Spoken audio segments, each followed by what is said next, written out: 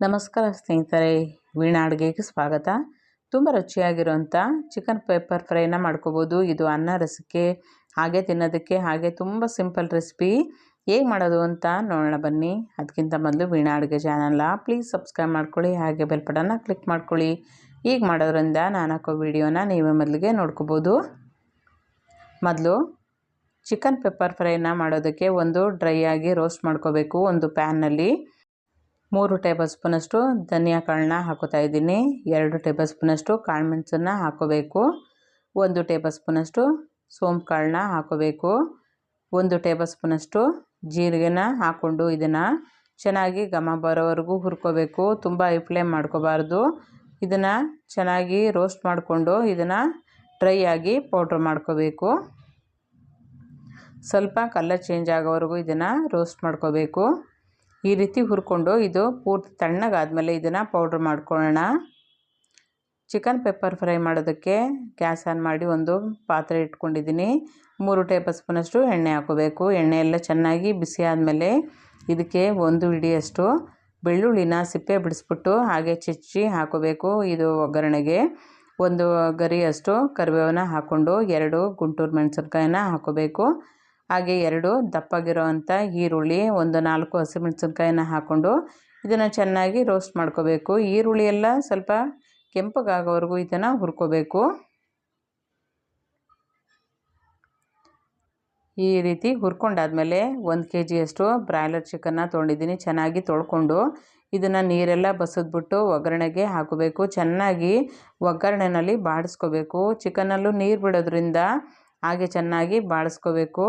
ಎಷ್ಟು ಚೆನ್ನಾಗಿ ಹುರ್ಕೋತೀವೋ ಅಷ್ಟು ತುಂಬ ರುಚಿಯಾಗಿ ಬರುತ್ತೆ.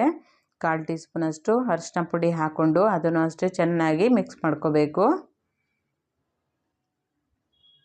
ಈಗ ಇದಕ್ಕೆ 1 ಟೇಬಲ್ ಸ್ಪೂನಷ್ಟು ಶುಂಠಿ ಬೆಳ್ಳುಳ್ಳಿ ಪೇಸ್ಟ್ನ ಹಾಕ್ಕೋಬೇಕು.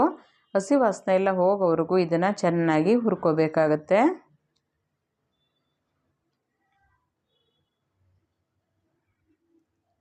ಈ ರೀತಿ ಹುರ್ಕೊಂಡು ಇದಕ್ಕೆ ರುಚಿಗೆ ತಕ್ಕಷ್ಟು ಕಲ್ಲುಪ್ಪನ್ನ ಹಾಕೋತಾ ಇದ್ದೀನಿ. ಹಾಗೆ ಇನ್ನೊಂದು ಸರಿ ಚೆನ್ನಾಗಿ ಬಾಡಿಸ್ಕೋಬೇಕು.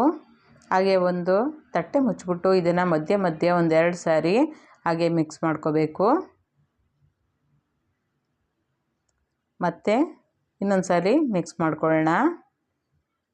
ಈಗ ಚಿಕನಲ್ಲೂ ನೀರು ಬಿಟ್ಟಿದ್ದೆ, ಚೆನ್ನಾಗಿ ಬೆಂದಿದೆ. ಹಾಗೆ ಇನ್ನು ಅರ್ಧ ಲೋಟದಷ್ಟು ಬೇಯೋದಕ್ಕೆ ನೀರನ್ನ ಸೇರಿಸ್ಕೊಳ್ತಾ ಇದ್ದೀನಿ. ತುಂಬ ನೀರನ್ನ ಸೇರಿಸ್ಕೋಬಾರ್ದು. ಒಂದು ಅರ್ಧ ಲೋಟದಷ್ಟು ನೀರನ್ನ ಹಾಕ್ಕೊಂಡ್ರೆ ಸಾಕಾಗುತ್ತೆ. ಒಂದು ಪ್ಲೇಟ್ ಮುಚ್ಚಿಬಿಟ್ಟು ಚಿಕನ್ನ ಬೇಯಿಸ್ಕೋಬೇಕು. ಚಿಕನ್ ಬೆಂದಿದೆಯಾ ಅಂತ ನೋಡ್ಕೋಬೇಕಾಗತ್ತೆ. ಈಗ ನಾವಿಲ್ಲಿ ಪೌಡ್ರ್ ಮಾಡಿ ಇಟ್ಕೊಂಡಿದ್ವಲ್ಲ ಆ ಪೌಡ್ರನ್ನ ಹಾಕೋಬೇಕು.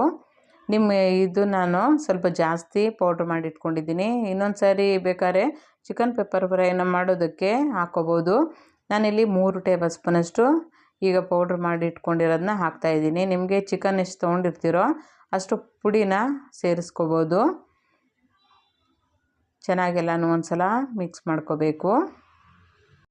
ಚಿಕ್ಕದಾಗಿ ಕಟ್ ಮಾಡಿರೋವಂಥ ಕೊತ್ತಂಬರಿ ಸೊಪ್ಪನ್ನ ಹಾಕೋಬೇಕು. 1 ಗರಿಯಷ್ಟು ಕರಿಬೇವನ್ನ ಹಾಕೊಳ್ಳೋಣ. ಎಲ್ಲನೂ ಒಂದು ಸಲ ಮಿಕ್ಸ್ ಮಾಡ್ಕೋಬೇಕು. ಹಾಗೆ ಕಾವಿನಲ್ಲಿ 1-2 ನಿಮಿಷ ಕಾಲ ಸಿಮ್ನಲ್ಲೇ ಮುಚ್ಚಿ ಇಡಬೇಕು. ಆಗ ತುಂಬ ರುಚಿಯಾಗಿರುವಂಥ ಪೆಪ್ಪರ್ ಫ್ರೈ ರೆಡಿ ಆಗಿಬಿಡುತ್ತೆ. ಇದು ಅನ್ನ ರಸಕ್ಕೆ ಹಾಗೇನೂ ತಿನ್ನೋದಕ್ಕೆ ತುಂಬ ರುಚಿಯಾಗಿರುತ್ತೆ. ತುಂಬ ಸಿಂಪಲ್ ರೆಸಿಪಿ ಅಂತಲೇ ಹೇಳ್ಬೋದು. ಒಂದು ಸಲ ಈ ರೆಸಿಪಿನ ಟ್ರೈ ಮಾಡಿ ಸ್ನೇಹಿತರೆ. ಈ ರೆಸಿಪಿ ಇಷ್ಟ ಆಗಿದರೆ ಲೈಕ್ ಮಾಡಿ, ಶೇರ್ ಮಾಡಿ, ಕಮೆಂಟ್ ಮಾಡಿ. ಹಾಗೆ ಹೊಸಬ್ರು ಯಾರು ನೋಡ್ತಾ ಇದ್ದರೆ ದಯವಿಟ್ಟು ಸಬ್ಸ್ಕ್ರೈಬ್ ಮಾಡ್ಕೊಂಡು ನೋಡಿ. ಹಾಗೆ ನೀವು ಮಾಡಿ ಹೇಗಿತ್ತು ಅಂತ ಅನಿಸಿಕೆ ಅಭಿಪ್ರಾಯಗಳನ್ನ ಕಮೆಂಟ್ ಮೂಲಕ ತಿಳಿಸಿ. Thank you.